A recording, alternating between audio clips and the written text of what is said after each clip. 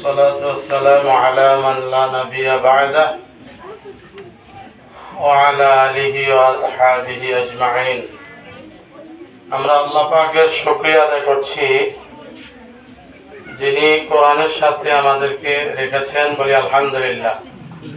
আপনারা আপনাদের সন্তানদেরকে কোরআন শিক্ষার জন্য ভর্তি করেছেন, এটাই প্রমাণ করে আল্লাহর সাথে আপনার একটা মহব্বতের সম্পর্ক আছে।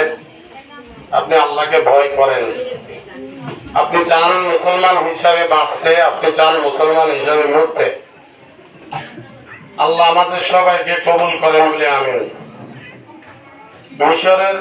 মিশরের একজন কোরআন শরীফের মুফাসসির, তার নাম সৈয়দ কুতুব শহীদ রহমতুল্লাহ আলাইহি।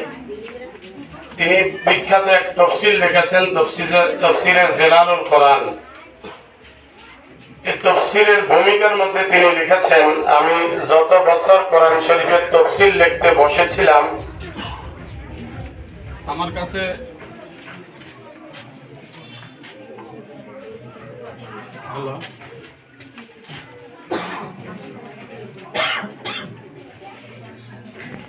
শরীফ সামনে নিয়ে বসা ছিলাম, কোরআন শরীফের তাফসীর লিখেছি। আমার মনে হতো আমি যেন আল্লাহর সামনে বসে রয়েছি। সৈয়দ কুতুব শহীদ রহমতুল্লাহ আলাইহি বিশ্ববিখ্যাত মুফাসসির। মিশরের বাদশাহ জামাল নাসের তাকে ফাঁসি দিছিল। জামাল নাসের অনেক মানুষকে নির্যাতন করেছে। সৈয়দ কুতুব শহীদ রহমতুল্লাহ আলাইহি এর আগে অনেক মানুষকে জেলে ঢুকে 1 সপ্তাহ 10 দিন পাগলা কুকুর উপবাস রাখা, এই উপবাস কুকুরকে ওই জেলের ভিতরে ঢুকাই দিত, যেন জেলেকে ওই লোকটাকে যেন দংশন করে, কামড়ায় এবং গোশত ছিঁড়ে খায়। এরকম পাগলা কুকুর উপবাস রেখে ঢুকাই দিত জেলের ভিতরে। সৈয়দ কুতুব শহীদ রহমতুল্লাহ আলাইহির বেলাও এর বিপরীত কিছু করেনি। পাগলা কুকুর উপবাস কুকুর ঢুকাই দিয়েছে। আর রাত্রে সিআইডি পাঠাইছে দেখার জন্য সৈয়দ কুতুব জীবিত আছে না মরে গেছে। সিআইডি আইসা দেখা গিয়ে বাদশাকে বলতেছে, বাদশাহ, সৈয়দ কুতুবকে দেখলাম নামাজে সেজদায় কাঁদতেছে, আর তোমার কুকুরকে দেখলাম তাকে পাহারা দেয়। যে কুকুরকে পাঠাইছো তাকে দংশন করার জন্য, কামড়ানোর জন্য, গোশত ছিঁড়ে খাওয়ার জন্য, কোরআনের মুফাসসির নামাজের সেজদার মধ্যে কাঁদতেছে আর কুকুর তাকে পাহারা দিচ্ছে। এটা হলো কোরআনের সাথে যাদের সম্পর্ক, তাদেরকে আল্লাহ তাআলা দুনিয়াতেও এভাবে সাহায্য করেন, আখিরাতেও করবেন ইনশাআল্লাহ। আমরা আল্লাহকে ভয় করি, আল্লাহকে মহব্বত করি, এটাই সবচেয়ে বড় পুঁজি আমাদের সারা জীবনের গুনাহ থেকে বাঁচার জন্য। আমাদের এটাই সবচেয়ে বড় চালান। পৃথিবীর আর কোনো ধর্মের মানুষের মধ্যে এটা পাওয়া যায় না, যার কারণে তাদের মধ্যে আমাদের মতো শরীয়ত পালন করে চলা সহজ হয় না। এই একটা বিষয়ের কারণে আমাদের শরীয়ত পালন করা সহজ। ফজরের সময় ঠান্ডা পানি দিয়ে ওযু করে মসজিদে হাজিরা দেওয়া সহজ হয়ে যায়। তার ভয় এবং মহব্বতের কারণে আমরা পর্দা করে চলতে হয়। আমাদের মায়েরা বেপর্দা রাস্তায় বের হতে পারে না আল্লাহর ভয়ের কারণে, আল্লাহর মহব্বতের কারণে। যারা আল্লাহকে মহব্বত করবে আল্লাহ তাদের বিনিময় দিয়ে দিবেন। আমি আমার মায়েদেরকে বলবো, আপনার সন্তানকে যে আপনি মাদ্রাসায় ভর্তি করেছেন, কোরআন শরীফে আল্লাহ বলেছেন কারা সফল, আমার থেকে শোনো।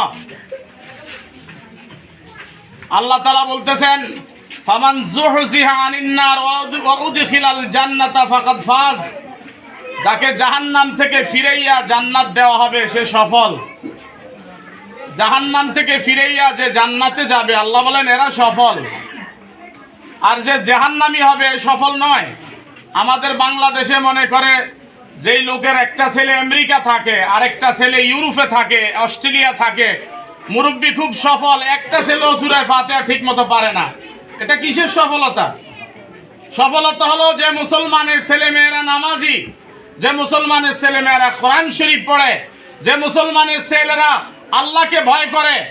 তাফসিরে কাশফের মুসান্নিফ রহমতুল্লাহ আলাইহি বলে লিখেছেন যে কবরের 1 নম্বর প্রশ্ন হলো মার রব্বুকা।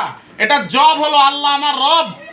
যেই লোকের ব্যক্তি জীবনে আল্লাহর আইন মানে না, পরিবারের জীবনে আল্লাহ আইন নাই, তার পরিবারের মধ্যে পর্দা ফুসিদা, কোরআন নামাজ রোজার খোঁজ খবর নাই, যেই লোকের ব্যবসা বাণিজ্যে আল্লাহর আইন নাই, যেই লোকের বিবাহ শাদীতে আল্লাহর আইন নাই, তার মুখে এই কথাটা মানায় না আল্লাহ আমার রব, এটা মানায় না তার মুখে। সে শুধু শুধু বলে আল্লাহ আমার রব, রবের কোনো আইন সে মানে না। এই জন্য আমাদেরকে সতর্ক হতে হবে। আল্লাহ আমার রব এই কথাটার অনেক ওয়েট, অনেক ওয়েট। দুনিয়ার কোনো পরীক্ষার প্রশ্ন যদি আগে আউট হয়ে যায়, এই পরীক্ষা সকলেই পাস করে, কেউ ফেল করে না। আর কবরের প্রশ্ন আউট হয়েছে 1400 বছর আগে, এরপরে ছাত্র সমানে ফেল, সমানে ফেল। কবরের প্রশ্ন আউট হয়েছে কত বছর আগে? 1400 বছর আগে। প্রশ্ন 3টা, এরপরে সমানে ফেল, সব ফেল। আল্লাহ আমাদের হেদায়েত করেন বলে আমিন। বিশ্বনবী মুহাম্মদ সাল্লাল্লাহু আলাইহি ওয়াসাল্লাম যখন মক্কা বিজয় করেছিলেন 8ম হিজরিতে, নবীজির সাথে 10,000 মুজাহিদ মদিনা থেকে এসেছেন। মক্কা বিজয়ের মাত্র 19 দিন পরে হুনাইনের যুদ্ধ।